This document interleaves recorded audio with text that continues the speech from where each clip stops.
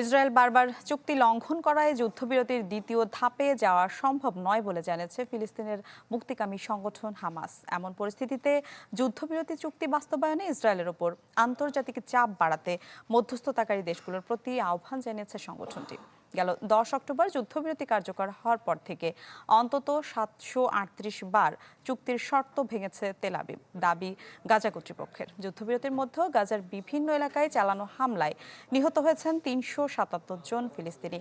অক্টোবরে শুরু হওয়া যুদ্ধবিরতির অন্যতম শর্ত ছিল হামাস ও ইসরায়েলের মধ্যে জিম্মি বন্দি বিনিময় এবং গাজা থেকে ইসরায়েলি সেনাদের আংশিক প্রত্যাহার। তবে ইসরায়েল অব্যাহতভাবে যুদ্ধবিরতির শর্ত ভাঙায় গাজার ভবিষ্যৎ প্রশাসন, আঞ্চলিক সেনা মোতায়েন সহ বেশ কিছু গুরুত্বপূর্ণ বিষয়ে সিদ্ধান্ত মুখ থুবড়ে পড়েছে। এমনকি গাজার শান্তি বোর্ডের নেতৃত্ব থেকে সরানো হয়েছে সাবেক ব্রিটিশ প্রধানমন্ত্রী টনি ব্লেয়ারকে।